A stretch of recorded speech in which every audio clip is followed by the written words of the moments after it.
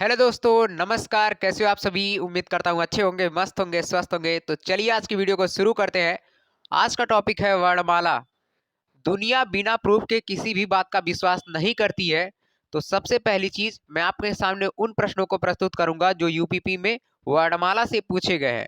अर्थात 2 से 3 प्रश्न वर्णमाला से पूछे जाते हैं, यानी कि 4 से 6 नंबर का प्रश्न। अगर आप इस वीडियो को पूरा देखते हैं तो 6 नंबर आप आसानी से केवल इस वीडियो को पूरा देख करके आप जितना सीखेंगे उससे आप 6 नंबर का क्वेश्चन आसानी से सही कर पाएंगे। तो चलिए वीडियो को शुरू करते हैं।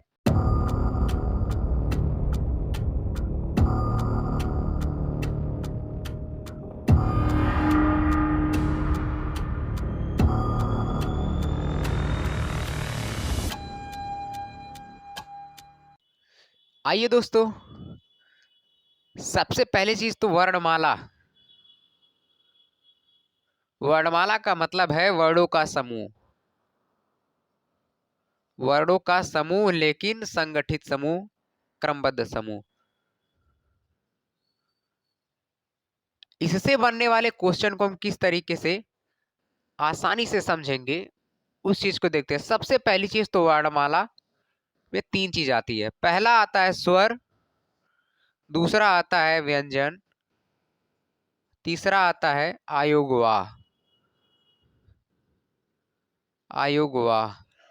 अब मैं आपको बता दूं, वर्णमाला से पहला क्वेश्चन आपको ये पूछा जा सकता है कि वर्णमाला में कितने वर्ण होते हैं। तो वर्णमाला में कितने वर्ण होते हैं? 52। दूसरा क्वेश्चन पूछा जा सकता है कि वर्णमाला में कितने स्वर हो सकते हैं। तो वर्णमाला में स्वर होते हैं 11। व्यंजन कितने होते हैं? टोटल व्यंजन होते हैं 39। आयोगवाह कितने होते हैं? आयोगवाह होते हैं 2। कौन कौन से? आयोगवाह होता है एक अंग और एक अह। अब देखिए, अंग को बोलते हैं अनुस्वार। जितना आप पढ़ते जाएंगे हर जगह से क्वेश्चन बनता जाएगा। इसको अनुस्वार बोला जाता है और इसको विसर्ग बोला जाता है। हर चीज को आप लोग लिख लीजिएगा और केवल एक बार इसे पढ़ लेंगे तो सभी क्वेश्चन जिस तरह से बनने वाले रहेंगे यहां से आप सही कर पाएंगे। व्यंजन 39 होते हैं। इसमें कौन कौन से आएंगे? का वर्ग से लेकर के पा वर्ग तक, यानी का वर्ग से पा वर्ग तक। का वर्ग का मतलब क्या है? का वर्ग का मतलब का, खा, गा, घा, अंगा। का वर्ग का मतलब का वर्ग के 5 वर्ण। ये होता है का वर्ग। पा वर्ग का मतलब पा, फा, बा, भा, मा। तो यानी का से लेकर के पा वर्ग तक 25 अक्षर आते हैं। तो 25 अक्षर ये हो जाएंगे। 25 अक्षर ये का वर्ग से पा वर्ग तक। अब उसके बाद आता है या, वा, रा, ला। फिर उसके बाद आता है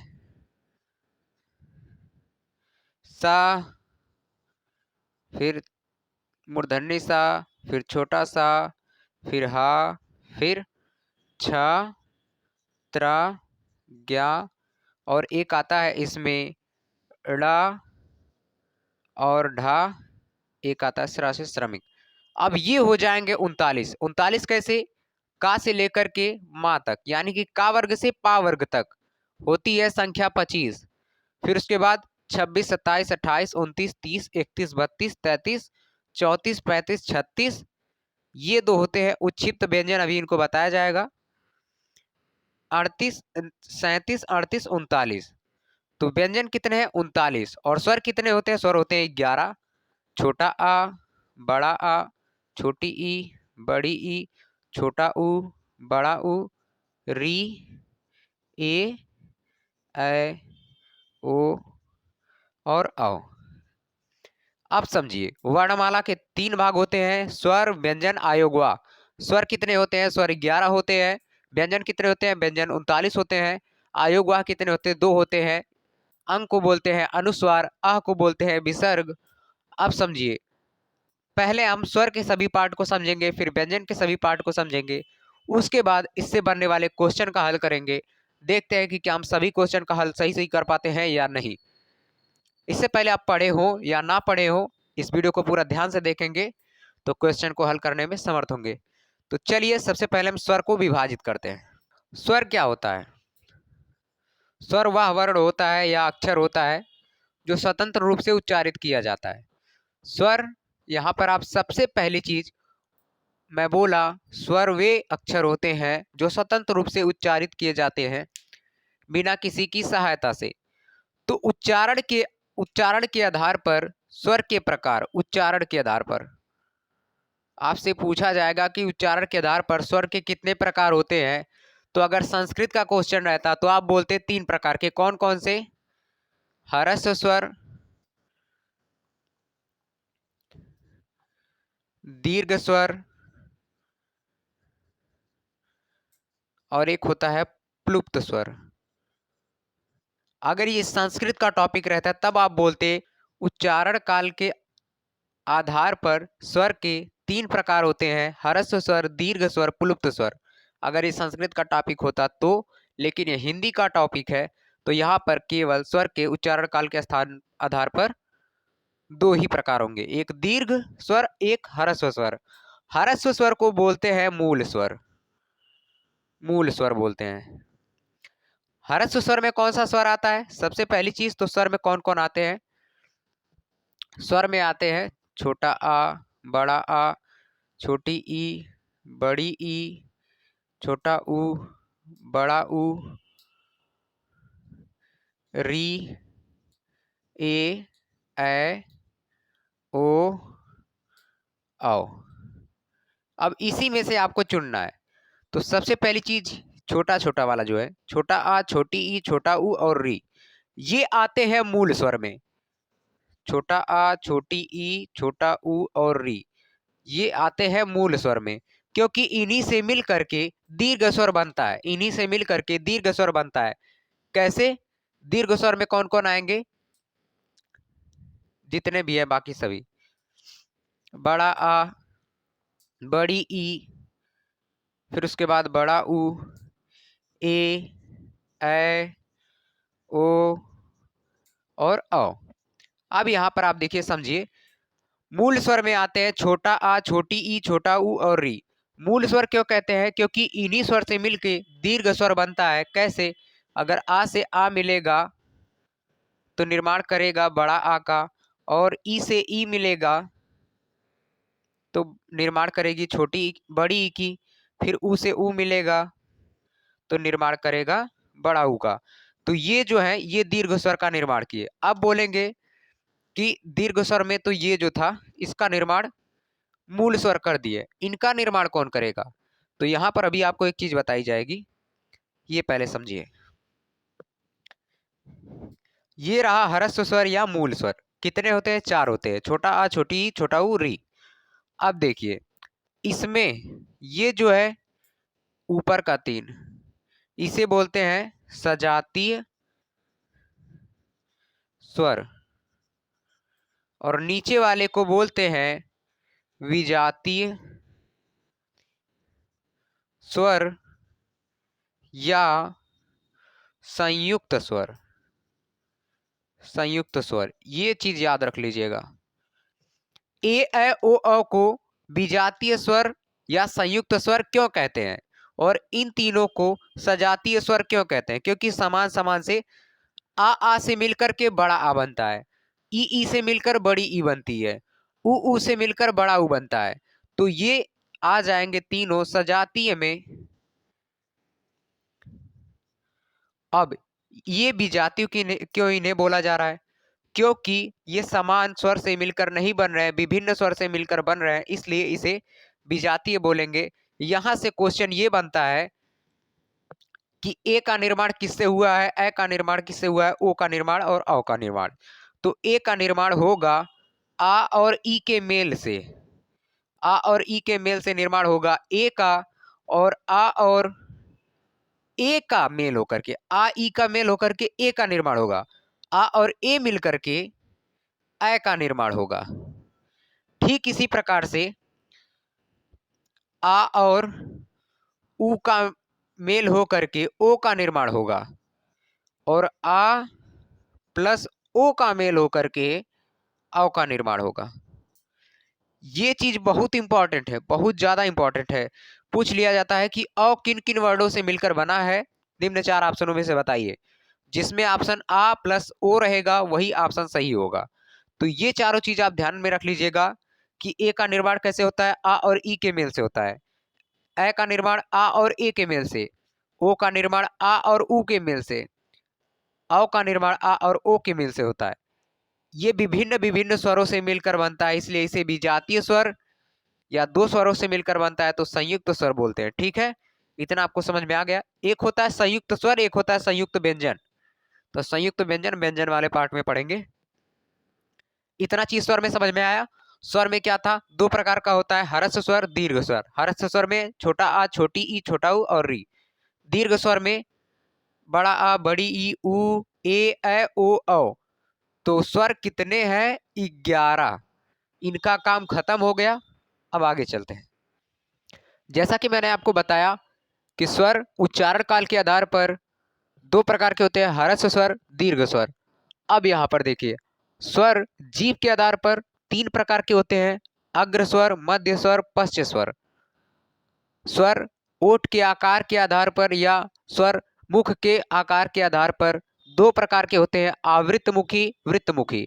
अब आप कहेंगे इतना ज्यादा स्वर का प्रकार हो जा रहा है तो हमें याद कैसे होगा। सबसे पहली चीज, उच्चारण काल के आधार पे वाला जो था, हरस्व स्वर, दीर्घ स्वर। छोटा आ, छोटी ई, छोटा ऊ और री को छोड़ करके बाकी जितने हैं सब दीर्घ स्वर में आएंगे।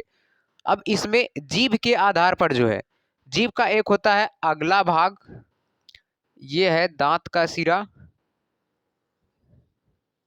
ये दांत का सिरा है और ये जीभ वाला भाग है, जीभ मान लीजिए ये है। तो एक होता है इसका अगला हिस्सा, एक होता है बीच वाला और एक होता है पश्च वाला हिस्सा जो कंठ के पास में रहता है। तो ये बीच वाला, ये मध्य वाला हिस्सा है, ये अग्र यानी आगे का भाग, ये पश्च वाला है, पश्च। तो ये देखिए जीभ में अगर आप बोलेंगे ई, ई, ए और री, तो इसे जब आप बोलेंगे तो जीभ का जो अगला भाग है वो बार बार दांत में सटने की कोशिश करेगा। तो यानी जीभ के अगले वाले भाग का जब प्रयोग होगा तो आप बोलेंगे कि अग्र स्वर है।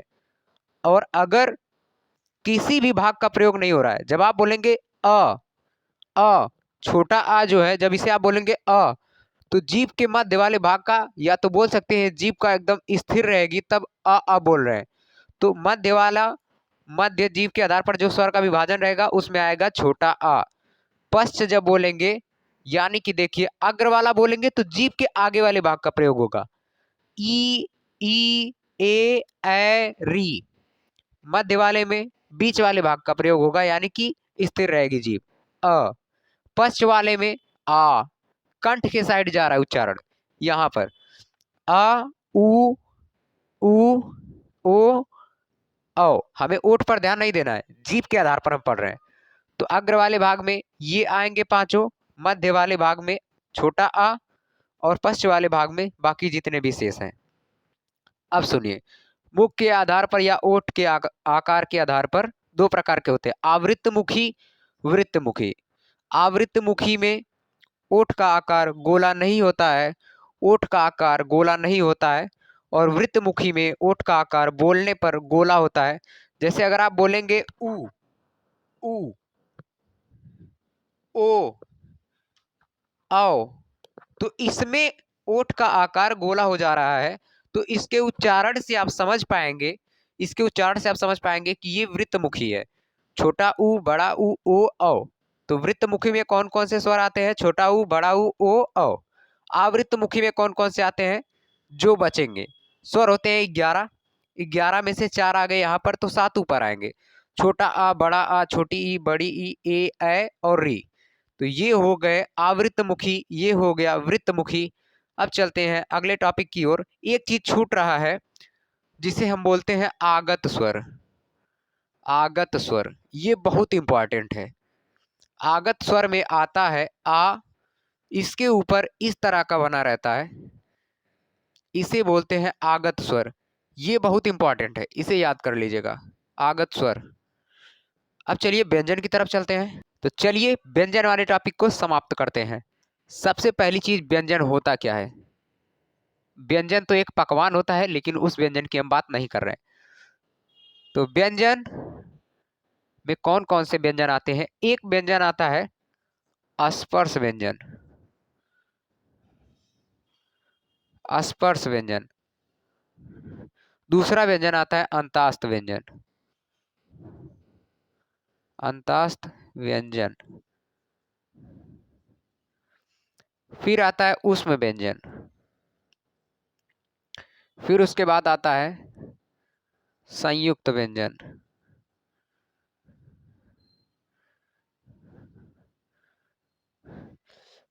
एक व्यंजन होता है द्वित्व व्यंजन, द्वित्व व्यंजन। एक व्यंजन होता है लुंठित व्यंजन,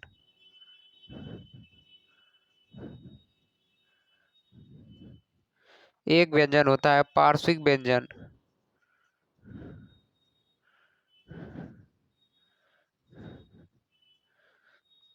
तो सबसे पहली चीज, स्पर्श व्यंजन का दूसरा नाम है वर्गीय व्यंजन, वर्गीय व्यंजन।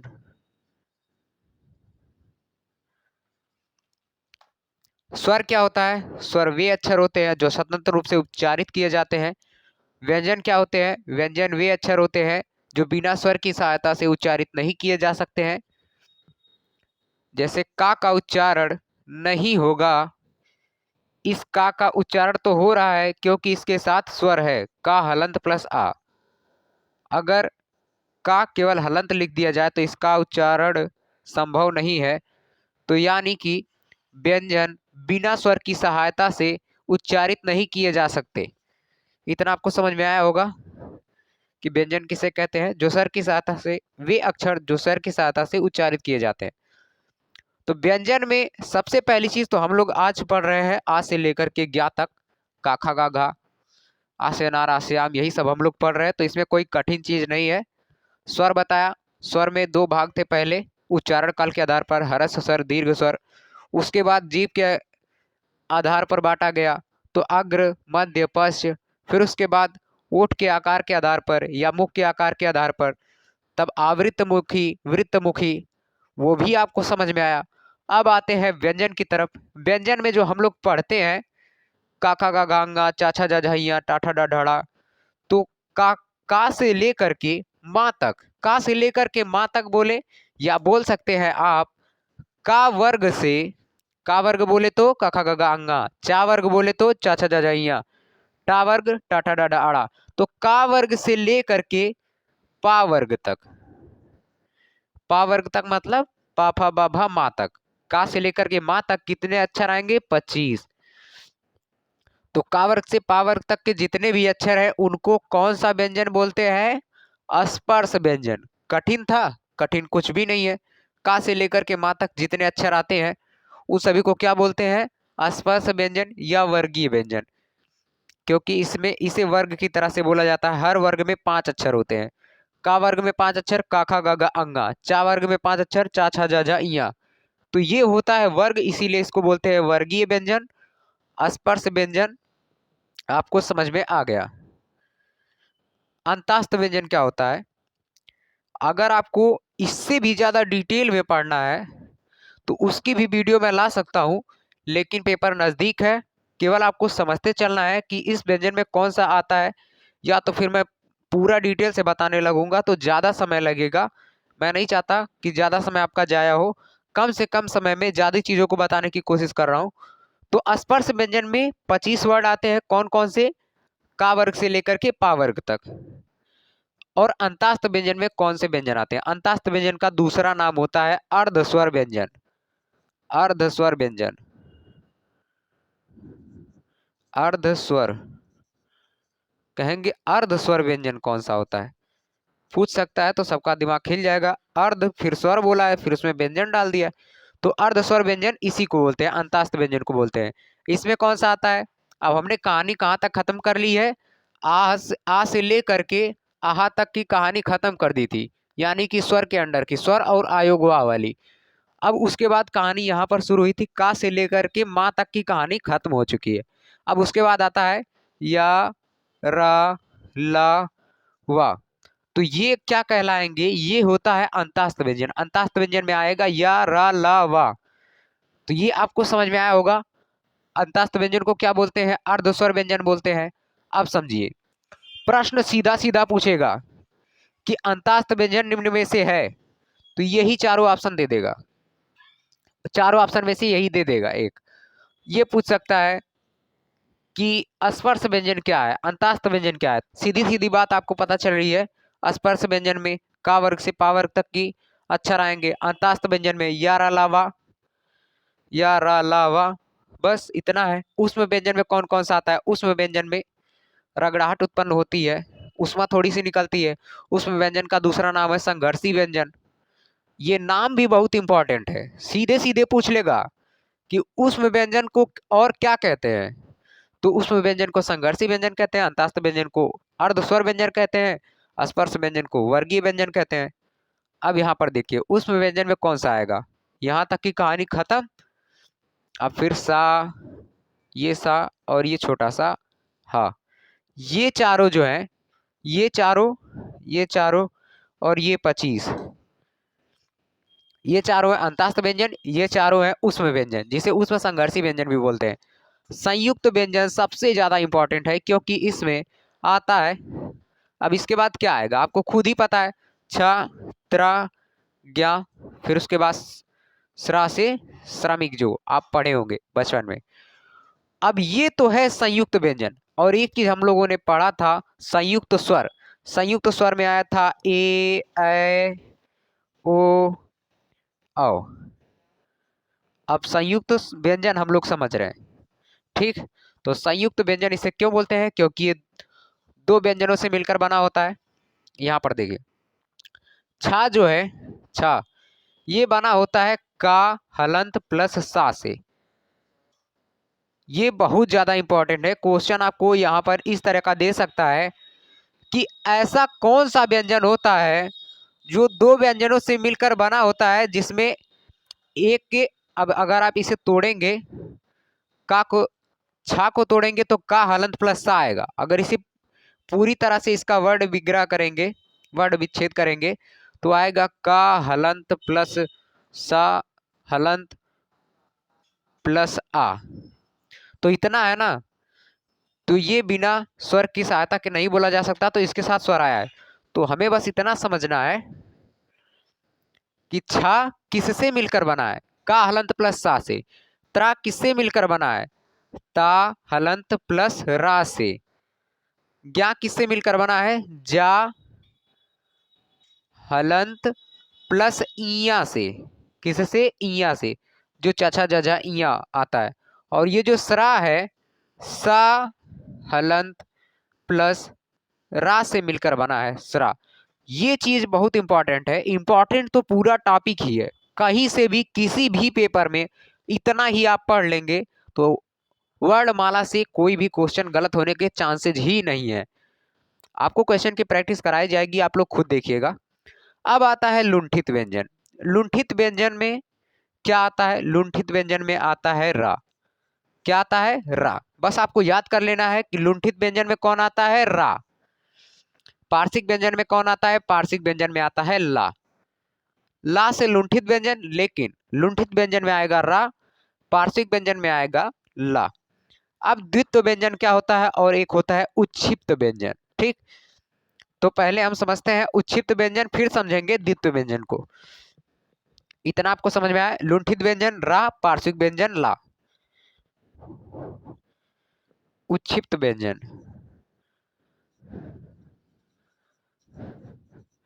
उच्छिप्त व्यंजन क्या होता है, उच्छिप्त व्यंजन जिसका उच्चारण करने पर जीभ झटके से बाहर आती है,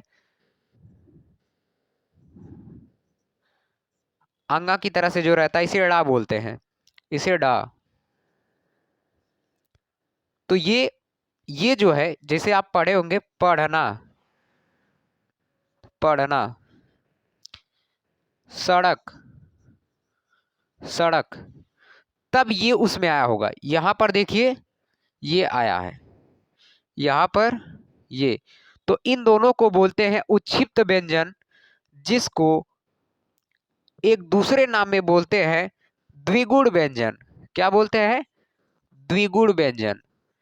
अगर ये नाम आपको पता रहेगा कि उत्क्षिप्त व्यंजन में तो ये दोनों आते हैं, लेकिन आपको ये नाम नहीं पता रहेगा तो अगली बार क्वेश्चन ये पूछ लेगा कि द्विगुण व्यंजन कौन से हैं। तो ये दोनों, ये नाम नहीं पता रहेगा तो कैसे आप पहचानेंगे कि ये दोनों हैं? तो उत्क्षिप्त व्यंजन का नाम है द्विगुण व्यंजन। अब बच रहा है द्वित्व व्यंजन। द्वित्व व्यंजन क्या होता है? द्वित्व व्यंजन में आ गया दिल्ली, बच्चा। जब भी बीच में एक ही साथ एक अधूरा और एक पूरा वर्ड दिख जाए, एक अधूरा एक पूरा वर्ड, तो उसमें होता है द्वित्व व्यंजन। व्यंजन टॉपिक आपको समझ में आई? पूरी धमाकेदार तरीके से समझ में आई। स्पर्श व्यंजन, का से लेकर के माँ तक के सभी अक्षरों को स्पर्श व्यंजन बोलते हैं। अंतास्त व्यंजन, अंतास्त व्यंजन ज्यारा लावा। उष्म व्यंजन सा और हा। संयुक्त व्यंजन छत्र ज्ञा और सरा को बोलते हैं। द्वित्व व्यंजन जिसमें बीच में एक वर्ड अधूरा एक पूरा आएगा। और उत्क्षिप्त व्यंजन में ड़ा और ढा आएगा। और ये और दो चीज और था, पार्श्विक व्यंजन और लुंठित व्यंजन। पार्श्विक व्यंजन में आएगा ला, लुंठित व्यंजन में आएगा रा। ये टॉपिक समाप्त हो गई। अब अगली चीज की तरफ चलते हैं। वर्णमाला टॉपिक में स्वर पढ़े, व्यंजन पढ़े, आयोगवाह पढ़े। अगर आप उच्चारण स्थान को नहीं पढ़ते हैं, अल्प प्राण महाप्राण नहीं पढ़ते हैं, अघोष सघोष नहीं पढ़ते हैं, तो ये टॉपिक अधूरी ही रह जाएगी। तो अब हम समझाएंगे आपको का वर्ग से लेकर के पा वर्ग तक का उच्चारण स्थान सबसे ज्यादा इंपॉर्टेंट होता है। तो इस उच्चारण स्थान को याद करने की ट्रिक क्या है? का वर्ग का खा गा गा अंगा, चा वर्ग चा छा जा झा इया, टा वर्ग टा ठा डा डाड़ा, ता वर्ग ता था दा दाना, पा वर्ग पा फा बा भा मा। तो यहाँ पर आपको दिख रहा होगा कि का वर्ग का का ले लिए, चा वर्ग का चा, टा वर्ग का टा, ता वर्ग का ता, पा वर्ग का पा। तो यहाँ पर बार बार लोग क्या करते हैं कि काखा गा अंगा चाचा जा इया, फिर टा और ता का क्रम ऊपर नीचे कर देते हैं। टा और ता का क्रम ऊपर नीचे कर देते हैं। तो ये क्रम ना गड़बड़ाए उसके लिए आपको ये ट्रिक याद करनी है। कचोटता प्यार, कचोटता प्यार से पहले पहले वाले लेटर से आपको याद हो जाएगा कि पहले का वर्ग, फिर चा वर्ग, फिर टा वर्ग, फिर ता वर्ग, फिर पा वर्ग।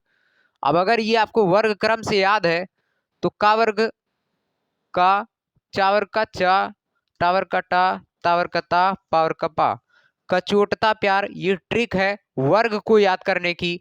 अब सभी वर्ग का अगर का वर्ग है तो इसका उच्चारण स्थान यानी कि इन पांचों का उच्चारण स्थान क्या होगा? का वर्ग का उच्चारण स्थान क्या होगा? कंठ। चा वर्ग का उच्चारण स्थान क्या होगा? तालु। टा वर्ग का मूर्धा, ता वर्ग का दंत, पा वर्ग का ओष्ठ। अब देखिए, सबसे पहली चीज आपको अंदर से फील करना है कि गला वाला जो भाग है यहां वाला, इसे बोलते हैं कंठ। क्या बोलते हैं? कंठ। अगर आप बोल रहे हैं का खा गा घा अंगा, तो अंगा और ये पांचों का अभी मैं एक और चीज बताऊंगा। इन पांचों को अनुनासिक भी बोलते हैं। क्या बोलते हैं? अनुनासिक या नासिका से उच्चारित होने वाले वर्ड, अक्षर। अंगा इया डा ना मा, इनको नासिका वाले अक्षर बोलते हैं या अनुनासिक अक्षर बोलते हैं। लेकिन आपको यह समझना है कि का वर्ग का जब भी आप बोलेंगे का ख गा घ अंगा, तो कंठ, कंठ का प्रयोग होगा, यानी कि सबसे भीतरी वाला जो स्वर यंत्र है उसका प्रयोग होगा। उसके बाद तालु क्या होता है? जीभ ऊपर जहां रेस्ट करती है, जब आप मुंह को बंद करेंगे तो जीभ ऊपर जहां सटती है तो वो होता है तालु वाला हिस्सा। जीभ के बिचला वाला भाग जब ऊपर सटता है तो वो होता है तालु वाला हिस्सा। जीभ का एक अग्र भाग होता है, एक मध्य, एक पश्च भाग। तो बीच वाला हिस्सा जहां रेस्ट करता है उसे बोलते हैं तालु। तो जब भी आप बोलेंगे चा छा जा झा इया, तो आप एक बार बोल कर देखिए, जीभ ऊपर सटने की कोशिश कर रही है। तो आप इससे समझ जाएंगे कि अगर मैं चा बोल रहा हूं तो तालु में सट रहा है कौन? जीभ। तालु में जीभ सट रही है, तो यानी का इसका उच्चारण स्थान तालु होगा। अब ट ठ ड ढ ड़, तो इसमें रगड़ाहट उत्पन्न हो रही है और जीभ झटके से बाहर आ रही है। टा ठा डा ढा ड़ा, रगड़ाहट और जीभ झटके से बाहर आ रही है तो यहां पर इसका उच्चारण स्थान हो जाएगा मूर्धा। ठीक है। अब ता था दा धा ना, ता था दा धा ना का उच्चारण स्थान होता है दंत। क्यों? क्योंकि अगर आपके पास दांत नहीं रहेंगे, पहली चीज तो आप कुछ बोल भी ना पाएंगे। हाँ, ये बोल सकते हैं आपके पास दांत नहीं है तो आप आ बोल सकते हैं, आपके पास दांत नहीं है तो आप का बोल सकते हैं, का दांत का प्रयोग नहीं होगा। लेकिन अगर आपके पास दांत नहीं है, अगर आपके पास दांत नहीं है तो आप ता था दा धा ना नहीं बोल पाएंगे। क्यों? क्योंकि ता बोलेंगे तब भी जीभ दांत से सट रही है, था दा धा ना, तो ये जब चारों पांचों बोलेंगे तो आपकी जीभ दांत से सटेगी, तो यानी दांत का प्रयोग इसमें हो रहा है, दांत का ज्यादा महत्व आ रहा है, तो इसलिए इसको बोलेंगे दंत। इसका उच्चारण स्थान क्या होगा? तावर का उच्चारण स्थान दंत। पावर का उच्चारण स्थान, पावर का अगर आपको उच्चारण स्थान पता करना है तो पहले आप इसे बोलिए पा फा बा भा मा, बिना ओठ सटाए। मैं आपको एक चैलेंज देता हूं कि बिना ओठ सटाए आपको बोलना है पा, आपको बोलना है पा। क्या आप बोल पा रहे हैं पा? नहीं बोल पाएंगे। तो पहली चीज तो ट्रिक से याद करना ही करना है, लेकिन खुद से फील करते हुए याद करना है कि अगर सबसे अंदर वाले स्वर तंत्री भाग से आवाज आ रही है क, तो वो है कंठ। अगर तालु का प्रयोग हो रहा है तो वो है तालु का उच्चारण स्थान। अगर झटके से जीभ बाहर आ रही है और रगड़ाहट उत्पन्न हो रहा है तो वो मूर्धा का उच्चारण स्थान है। अगर दांत का प्रयोग हो रहा है तो वो दंत है। अगर ओष्ठ का प्रयोग हो रहा है तो वो ओष्ठ है। अब जैसे वाह हो गया, तो वाह दंत और ओष्ठ इसमें दोनों का प्रयोग होता है। वाह, वाह, ओठ जो है दांत में जाकर सटता है, तो वाह का उच्चारण स्थान अगर पूछेगा तो दंतोष्ठ आप बताएंगे। वाह का कई बार उच्चारण स्थान पूछ चुका है, दंतोष्ठ। यहां पर आपको देखना है कि पा का अगर आप ओठ नहीं सटाएंगे तो इनका उच्चारण नहीं कर पाएंगे। अब ट्रिक क्या है? कचोटता प्यार वर्ग याद करने की ट्रिक है कंता मुर्दो, कंता मुर्दो, कंता मुर्दो, कंता मुर्दो। अगर आपको याद हो गया तो कन से कंठ, ता से तालु, मुर से मुर्दा, दा से दंत, ओ से ओष्ठ। कंता मुर्दो, कंता मुर्दो, कचोटता प्यार कंता मुर्दो। अब अगली चीज क्या है? उच्चारण स्थान आपको समझ में आ गया। अब समझते हैं अल्प प्राण क्या होता है, महाप्राण क्या होता है। इतने का ही खेल है। अल्प प्राण में मुख से वायु कम निकलती है, महाप्राण में मुख से वायु ज्यादा निकलती है। ये रहा वर्ग, ये रहा वर्ग। तो सबसे पहली चीज तो ये साइड वालों को हटा देते हैं। अब समझिए का खा गा घा अंगा, इसमें बोला है अल्प प्राण में ये नंबर है एक, ये नंबर एक है, ये दो, ये तीन, ये चार, ये पांच, सभी का अपना स्थान है। झा चौथे नंबर पर है, चौथे नंबर पर है। डा चौथे नंबर पर है, तीसरे नंबर पर है। और सभी वर्ग में पांच पांच अक्षर हैं तो ये पांचों 25 हो जाएंगे। तो अल्प प्राण में पहला तीसरा पांचवा अक्षर अल्प प्राण होता है। सभी वर्ग में पहला तीसरा पांचवा अक्षर अल्प प्राण होता है। सभी वर्ग में, सभी वर्ग में पहला तीसरा पांचवा, पहला तीसरा पांचवा, पहला तीसरा पांचवा, पहला तीसरा पांचवा, यानी कि का गा और अंगा क्या है? अल्प प्राण है। चा जा और इया अल्प प्राण है। तो यानी सभी वर्ग का पहला तीसरा और पांचवा, पहला तीसरा और पांचवा वर्ड जो रहेगा उसे बोलते हैं अल्प प्राण। और अंतास्त व्यंजन जो आता है वो भी अल्प प्राण में ही आ जाता है। अंतास्त व्यंजन में आपको बताया स्पर्श व्यंजन के बाद आता है या रा ला वा, ये इसका भी उच्चारण जो होगा यहां से इसको भी बोलेंगे अल्प प्राण। अब समझिए महाप्राण किसे कहते हैं?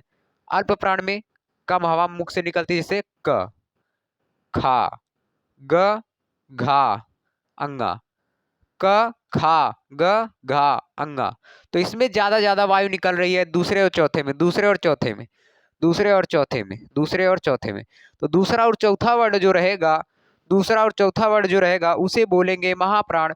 और इसमें उसमें व्यंजन जो आता है उसे उसे भी महाप्राण कहते हैं। उसमें व्यंजन कौन सा? स और ह। अब समझते हैं अघोष और सघोष किसे कहते हैं। इतना आप चाहे तो स्क्रीनशॉट मार लीजिए या कहीं पर लिख लीजिए। अघोष क्या होता है, सघोष क्या आता है। सबसे पहली चीज, का से लेकर के माँ तक अक्षर लिख दिए गए हैं। ये पांचों वर्ग हैं। सभी वर्ग में अघोष में ये बताया जाता है कि प्रत्येक वर्ग का पहला दूसरा वर्ड, प्रत्येक वर्ग का पहला दूसरा वर्ड क्या कहलाएगा? अघोष। अगर आपको बोलता है निम्न में से अघोष वर्ड है, निम्न में से अघोष वर्ड है, एक ऑप्शन आपको देता है का, दूसरा ऑप्शन देता है गा, तीसरा देता है घा और चौथा ऑप्शन आपको दे देता है अंगा। तो कौन सा वर्ड अघोष वर्ड होगा? आपको अगर ये लाइन पता है कि अघोष वर्ड प्रत्येक वर्ग का पहला दूसरा वर्ड होता है, प्रत्येक वर्ग का पहला दूसरा वर्ड होता है, तो आप सीधे सीधे बोलेंगे कि ऑप्शन ए वाला अघोष है। इतना आपको समझ में आया? प्रश्न इसी तरीके से पूछेगा और अघोष में प्रत्येक वर्ग का पहला दूसरा वर्ड आता ही आता है। बाकी इसमें ऊष्म व्यंजन जो रहेगा उसे भी अघोष बोला जाता है। ऊष्म व्यंजन कौन? बार बार बताया जा रहा है, ये तीनों। अब की बार ऊष्म व्यंजन में हा निकल के इसमें आ जाएगा, क्योंकि हा आता है सघोष में। ऊष्म व्यंजन में चारों आते हैं, हा भी आता है, लेकिन अघोष में केवल ये तीन ही ऊष्म व्यंजन आएंगे। सघोष में प्रत्येक वर्ग का तीसरा चौथा पांचवा, प्रत्येक वर्ग का तीसरा चौथा पांचवा अक्षर आता है सघोष व्यंजन में। यहाँ पर अंतास्त व्यंजन इंक्लूड हो जाता है, जुड़ जाता है। अंतास्त व्यंजन कौन? या, रा, ला, वा और यहाँ पर हा भी आ जाएगा, यानी इतने को भी सघोष वर्ड बोलते हैं। इतना आपको समझ में आया होगा। इसके जस्ट बाद वाली वीडियो जो रहेगी उसमें प्रैक्टिस कराई जाएगी। आपकी वर्णमाला से संबंधित जितने भी प्रश्न यूपीपी में पूछे गए हैं सबकी प्रैक्टिस कराई जाएगी। तो इसके बाद वाली वीडियो को बिल्कुल मिस मत करना। मिलते हैं अगली वीडियो में। अगर आपको वीडियो पसंद आई हो तो वीडियो को लाइक करना, अगर चैनल पर नए हो तो चैनल को सब्सक्राइब करना मत भूलना। बाकी वीडियो के लास्ट तक बने रहने के लिए आप सभी का दिल से धन्यवाद। बाकी तैयारी करते रहिए और अपना प्यार हमें दिखाते रहिए।